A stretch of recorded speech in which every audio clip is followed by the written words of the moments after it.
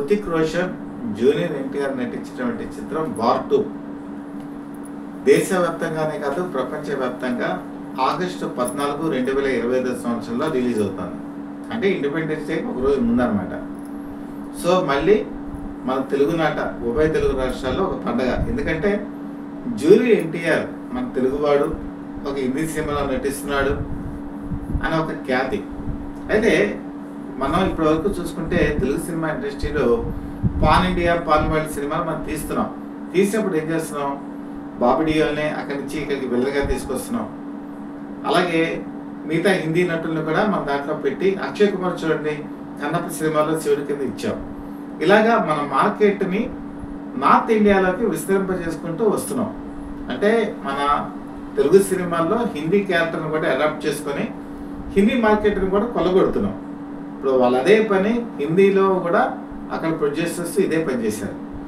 అక్కడ హృతిక్ రోషన్ హీరో అయితే మన తెలుగువాడైనటువంటి జూనియర్ ఎన్టీఆర్ని పెట్టుకొని తెలుగు మార్కెట్, సౌత్ ఇండియా మార్కెట్ని కొల్లగొట్టడానికి ముందుకు వస్తున్నారు. ముఖ్యంగా కనుక చూసుకుంటే హిందీలో రిలీజ్ అవుతుంది, ఇది తెలుగులో రిలీజ్ అవుతుంది, తమిళ్లో రిలీజ్ అవుతుంది, ప్రపంచవ్యాప్తంగా కూడా రిలీజ్ అవుతుంది. ఈ సినిమాకి చెప్పుకోవాలంటే ఫస్ట్ ప్లస్ పాయింట్ అంటే డాల్బీ అట్మాస్, డాల్బీ విజన్ అని చెప్పేసి 2 రకాల ప్రక్రియల్ని మొట్టమొదటిసారిగా ఈ సినిమాలో చూపెడుతున్నారు. డాల్బీ విజన్ అంటే ఏంటి? డాల్బీ విజన్ అంటే సినిమాలో క్వాలిటీ, హై క్వాలిటీ ఉంటుంది. మీకు థియేటర్లో కూర్చొని చూస్తున్నప్పుడు ప్రతి సీన్ కూడా చాలా క్లియర్ కట్గా కనబడుతుంది. అది డాల్బీ విజన్.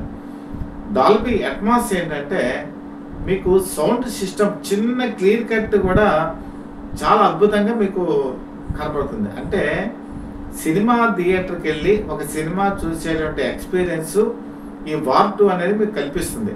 ఇప్పుడు మనం సాధారణంగా చూస్తుంటే ఆన్లైన్ పరిస్థితి పెరిగిపోయింది.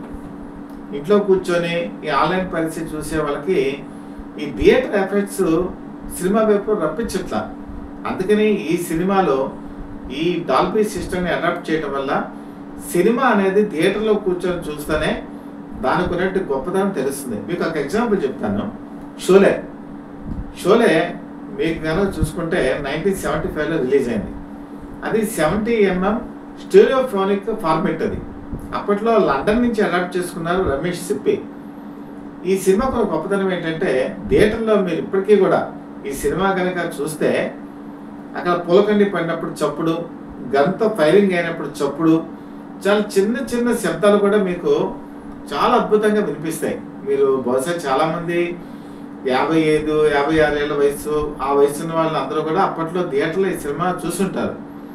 ఆ అనుభవం అందరికీ కూడా తెలిసే ఉంటుంది. సరే, ఇంకా మనం 86కి వచ్చేటప్పటికి తెలుగులో సూపర్ స్టార్ సింహాసనం అని చెప్పి స్టీరియోఫోనిక్ 6 track సౌండ్ సిస్టమ్ పెట్టారు. వైజాగ్లో దసపల్లా చిత్రాలయంలో ఈ సినిమాని నేను చూసినప్పుడు, ఇప్పుడు బాణాలు వేసినప్పుడు చప్పుడు, ఆ క్లియర్ కట్గా శబ్దం అనేది మనకు వినిపిస్తుంది. తర్వాత మందాకినితో ఒక జలపాతం దగ్గర ఉండే సన్నివేశంలో జలపాతం పడేటువంటి సన్నివేశాలు చాలా క్లియర్గా, ఒక వాటర్ ఫాల్ ఎలా ఉంటుంది, దాని చప్పుడు ఎలా ఉంటుంది కూడా ఇందులో క్లియర్గా మనకు కనపడుతుంది. అంటే సౌండ్ ఎఫెక్ట్ సిస్టమ్ ఆ రోజు సింహాసనం థియేటర్కి ప్రజల్ని రప్పించగలిగింది. ఇప్పుడు అదే పని 1942 లవ్ స్టోరీలో డాల్బీ సిస్టమ్ ఉపయోగించారు, కానీ విజన్ అట్మాస్ అనేది ఉపయోగించాల. ధూమ్ 3లో కూడా విజన్ అనేది ఉపయోగించారు, కానీ అట్మాస్ ఉపయోగించాల. కాబట్టి మన హిందీలో మొట్టమొదటిసారిగా, తెలుగులో మొట్టమొదటిసారిగా ఈ సినిమా ఈ డాల్బీ సిస్టంలో రాబోతుంది. కాబట్టి ఈ ఇద్దరు కూడా చేసేటువంటి విన్యాసాలు, ఫైట్ సన్నివేశాలు కానీ, అలాగే వాళ్ళిద్దరి మధ్య తారసపడే సన్నివేశాలు కానీ, ముఖ్యంగా డ్యాన్స్ చేసే సన్నివేశాలు కానీ ప్రేక్షకుల్ని బాగా ఆకట్టుకుంటాయి. ఎందుకంటే హృతిక్ రోషన్ మంచి డాన్సరు, డాన్స్ మూమెంట్స్ చాలా అద్భుతంగా చేస్తాడు. జూనియర్ ఎన్టీఆర్ డాన్స్ గురించి మనం చెప్పక్కల్లా. వీళ్ళిద్దరి గురించి ఒక పాటలో విపరీతమైనటువంటి రిహార్సల్స్ చేయించి వాళ్ళిద్దరి మధ్య కూడా ఒక పోటీలాగా ఈ పాట పెట్టడం జరిగింది. సో ఈ డాన్స్ చేసేటువంటి ఈ మూమెంట్స్ కానీ, లేకపోతే వాళ్ళ కదలికలు కానీ, వాళ్ళ నృత్య భంగిమలు కానీ ప్రేక్షకుల్ని మైమర్పింప చేస్తాయి అని చెప్పడంలో కూడా ఎటువంటి సందేహం కూడా లేదు. ఇంకా హీరోయిన్ విషయానికి వచ్చేప్పటికి కేఆర్ అద్వానీ. కియారా అద్వానీ భరత్ అని నేనటువంటి సినిమా మీకు అందరికీ తెలిసే ఉంటుంది, చూశారు కూడా. మెయిన్లో ఈమెకున్న ప్లస్ పాయింట్ ఏంటంటే ఎక్కడ కూడా ఎవరితోనూ నటించినా కూడా ఆడ భయం అనేది పడదు. అంటే ఫేషియల్లో మీకు చూడండి, మహేష్ బాబు చాలా సీన్ ఎమోషన్ నటుడు. అతనితో నటించేటప్పుడు ఏ హీరోయిన్ అయినా సరే కొంత తడబాటు అనేది ఉంటుంది, ఫేషియల్గా కూడా అది కొంత కనిపిస్తుంది. కానీ కియారా అద్వానీలో ఎవరితో నటించినా చాలా ఫ్రెష్గా ఉంటుంది, తర్వాత సహజంగా నటిస్తుంది, తర్వాత పాత్రలో లీనమవుతుంది. ఈ సినిమాకి వచ్చేటప్పటికి ఆమె చేసే ఫైట్ సన్నివేశాలు అద్భుతంగా ఉన్నాయని చెప్పి చాలా మంది చెప్తున్నారు. ఇప్పుడు ట్రైలర్ కూడా రిలీజ్ అయింది. ట్రైలర్ కూడా వరల్డ్ వైడ్గా కనుక చూసుకుంటే మంచి రెస్పాన్స్ పొందడం జరిగింది.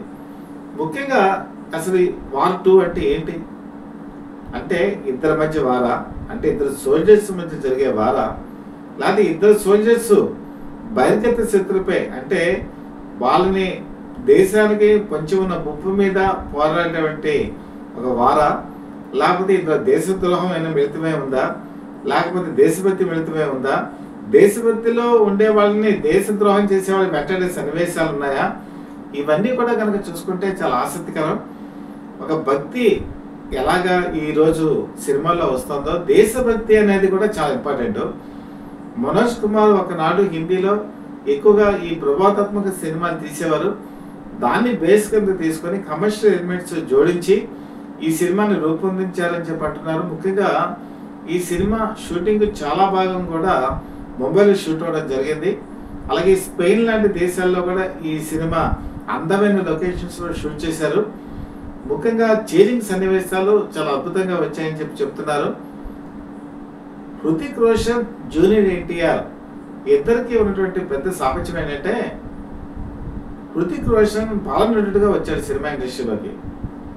అతనికి స్టార్టింగ్లో నత్తిగా మాట్లాడటం అనేది ఒక ప్రాబ్లం ఉండేది. ఆ నత్తి అనే దాన్ని అతను జయించి తన సినిమాల్లో డైలాగ్ మాడ్యులేషన్ కానీ, ఫైట్ సన్నివేశాలు కానీ, లేకపోతే అతను చేసేటువంటి డ్యాన్స్ కానీ హిందీలో ఉండేటువంటి నార్త్ సైడ్ ఆడియన్స్ని బాగా ఆకట్టుకుంది.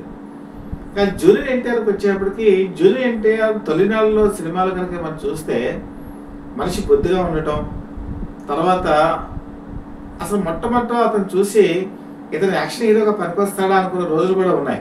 కానీ ఆది సినిమాలో అతను చూపించినటువంటి పెర్ఫార్మెన్స్ అద్భుతంగా సాగి ఆ తర్వాత అసలు అన్ని పాత్రలు అతను బాగా చేయగలడు అని తనకు తాను ప్రూవ్ చేసుకున్నాడు. తనకి ఒక విధంగా చెప్పాలంటే ఎన్టీఆర్ తాత అయినా కూడా తను తాత పేరు వాడుకునే పరిస్థితి ఆ రోజుల్లో లేదు. ఎందుకంటే తను ప్రపంచానికి తనంతా తాను ప్రూవ్ చేసుకున్నాడు, తన టాలెంట్ని ప్రూవ్ చేసుకున్నాడు, తన శక్తియుతని ప్రూవ్ చేసుకున్నాడు, తన ఫైట్స్ని ఇలా బాగా చేయగలనని చెప్పి చూపించాడు. త్రిబుల్ సినిమాలో రామ్ చరణ్, జూనియర్ ఎన్టీఆర్ కనుక చూసుకుంటే ఒకంత తగ్గాడు జూనియర్ ఎన్టీఆర్, కానీ తను చేసిన రోల్ మాత్రం అభిమానంలో ఇప్పటికీ కూడా ఎప్పుడు మనసులో స్థిరస్థాయిగా నిలిచిపోయి ఉంటుంది. అలాగే హృతిక్ రోషన్ ఈ సినిమాలో ఉన్నప్పుడు కూడా జూనియర్ ఎన్టీఆర్ తనకంటూ ఒక ప్రత్యేక స్థానం నిలుపుకున్నాడని చెప్పి విశ్లేషకులు చెప్తున్నారు. ముఖ్యంగా అతను వీళ్ళిద్దరూ కలిసి లాస్ట్లో క్లైమాక్స్ సన్నివేశాలు లాస్ట్ 15 minutes కనుక చూసుకుంటే వార్ 2 ఎక్కడికో వెళుతుంది, మళ్ళీ ఎక్కడికో తీసుకెళ్తుంది, కథలోకి పూర్తిగా లీనమయ్యేట్టు చేస్తుంది అని చెప్పేసి చెప్తున్నారు. ప్రీతం దీనికి మ్యూజిక్ అందించారు. అలాగే ముఖ్యంగా బ్యాక్గ్రౌండ్ మ్యూజిక్ కూడా ఈ సినిమాకి ప్లస్ పాయింట్గా చెప్తున్నారు. నేను చెప్పాను కదా, ఇంటర్వెల్ తర్వాత లాస్ట్ 15 minutes మరో లోకానికి తీసుకెళ్ళడానికి డాల్బీ సిస్టమ్ కూడా ఉపయోగపడుతుంది. ఒక విధంగా చెప్పుకోవాలంటే వార్ 2 సినిమా మన తెలుగు సినిమా రంగంలోనే కాదు మొత్తం ప్రపంచవ్యాప్తంగా కూడా హాలీవుడ్ స్థాయిలో ఉంటుందని చెప్తున్నారు. ఇప్పుడు హాలీవుడ్ టెక్నీషియన్స్ కూడా ఆశ్చర్యపోతున్నారు. మనం పాన్ ఇండియానే చెప్పుకుంటున్నాం, పాన్ వరల్డ్. హిందీ పరిశ్రమ కూడా ఈరోజు మన వరల్డ్ వైడ్ టెక్నాలజీని తీసుకుంది. ఇప్పుడు అమెరికాలో ఉండేటువంటి డాల్బీ సిస్టమ్ని మనం అడాప్ట్ చేసుకున్నాం. ఆంధ్రప్రదేశ్లో చాలా కొద్ది చోట్ల, తెలంగాణలో కొద్ది చోట్ల మాత్రమే ఈ సినిమా థియేటర్లు ఉన్నాయి. నారంగ్ అని చెప్పేసి ఒక థియేటర్ని దీన్ని ప్రత్యేకంగా ఇప్పుడు సమకూరుస్తున్నారు. అలాగే బెంగళూరులో కొన్ని స్క్రీన్స్లో కూడా ఈ డాల్బీ సిస్టమ్ని అడాప్ట్ చేస్తున్నారు. ఒకటి మాత్రం ఖచ్చితం, రాబోయే కాలంలో తెలుగు సినిమా వేగం పెరిగింది, తర్వాత వరల్డ్ వైడ్ టెక్నాలజీని సమకూర్చుకుంటుంది. హిందీ పరిశ్రమ కూడా ఈరోజు తెలుగు పరిశ్రమ అంటే వాటిని గుర్తించింది. ఒకప్పుడైతే సౌత్లోకి వచ్చినప్పుడు ఆఖరి రాస్తా, ఈ ఆఖరి రాస్తా సినిమాకి వచ్చేటప్పటికి మన సౌత్ వాళ్ళు హిందీలో సినిమాలు తీయడం మొదలుపెట్టారు. అలాగే మీకు అందా కాలం అని చెప్పి సినిమా చూస్తే రజనీకాంత్ అమితాబ్ బచ్చన్తో కలిసి నటించాడు. అంటే ఒక సపోర్టింగ్ రోల్ అక్కడ అమితాబ్ బచ్చన్ రజనీకాంత్కి హెల్ప్ చేశాడు. తర్వాత గిరిఫ్తార్ అనేటువంటి సినిమా కనుక చూసుకుంటే అమితాబ్ బచ్చన్ కమల్ హాసన్ కలిసి నటించారు. అంటే సౌత్ అనేటప్పటికీ ఒకనొక టైంలో హిందీ ఫీల్డ్లో మద్రాసీలు అని చెప్పి కనిపించేవాడు. అంటే చెన్నై నుంచి వచ్చే వాళ్ళు తమిళ ఇండస్ట్రీ వాళ్ళే కనిపించేవాడు. కానీ ఈ రోజు కనుక చూసుకుంటే తెలుగు వాళ్ళు కూడా హిందీలోకి విస్తృతంగా వెళ్ళిపోతున్నారు. ఈరోజు మనం చూసుకుంటే ప్రభాస్ పాన్ ఇండియా వరల్డ్ స్టార్గా అవతరించాడు. హిందీలో కూడా తన ప్రపంచం ఏంటో చూపిస్తున్నాడు. ఓ పక్కన చూసుకుంటే జూనియర్ ఎన్టీఆర్ వార్ 2లో తన ప్రతిభ చూపించడానికి ముందుకు వస్తున్నాడు. రాబోయే కాలంలో కూడా మహేష్ బాబు ఇదే తన ప్రతిభని చూపించేటువంటి అవకాశాలు కూడా స్పష్టంగా కనిపిస్తాయి. అంటే ఇదంతా ఎందుకు చెప్తున్నారంటే తెలుగు వాళ్ళు తమ స్టామినా ఏంటో హిందీ పరిశ్రమలో వాళ్ళు కూడా గుర్తించారు కాబట్టి ఈరోజు వాళ్ళు కూడా మనం అడాప్ట్ చేసుకుని ముందుకెళ్తున్నారు. ఏదైనా ఒకటి మాత్రం ఖచ్చితం, వార్ 2 ఆగస్టు 14న మన తెలుగునాట ఒక ప్రపంచం సృష్టించిపోతుంది. జూనియర్ ఎన్టీఆర్ అభిమానులకు ఒక కన్నుల పండగ. ఈ సినిమా ఎప్పుడెప్పుడు వస్తుందా అని చెప్పి ఎదురు చూస్తున్నారు. త్వరలోనే వాళ్ళ ఆశల్ని మంచి ఆశయాలతో ముందుకు నడిపించే రీతిలో ఈ ఇద్దరు హీరోలు ఒక ప్రపంచం సృష్టిస్తారు, రికార్డు సృష్టిస్తారని చెప్పి సినీ విశ్లేషకులు భావిస్తున్నారు. ఆ విశ్లేషణ నిజం కావాలని మనస్ఫూర్తిగా కోరుకుంటూ Satyam for the people live TV అనేక ఆసక్తికర విషయాలు మీ ముందు ఉంచుతోంది.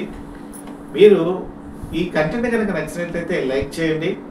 చాలామంది వీడియో చూస్తున్నారు, సబ్స్క్రైబ్ చేసుకోకుండా వెళ్ళిపోతున్నారు. ఎంతో కష్టపడి వ్యయ ప్రయాసకి లోనై మీకు మంచి కంటెంట్ ఇచ్చినట్టు మీరు భావించినట్లయితే బెల్ ఐకాన్ ప్రెస్ చేసి సబ్స్క్రైబ్ చేసుకోండి. మీ సపోర్ట్ ఎల్లవేళలా మాకు ఉండాలని చెప్పి మనస్ఫూర్తిగా కోరుకుంటూ మీ మిత్రులకి శ్రేయోభిలాషికి కూడా ఈ వీడియోని మీరు షేర్ చేయవలసిందిగా మనస్ఫూర్తిగా కోరుకుంటూ ఎప్పుడూ మీ మధ్యలో ఉండే మీ మిత్రుడు శ్రేయోభిలాషి Satyam for the people live TV chief editor DVSS Krishnaprasad.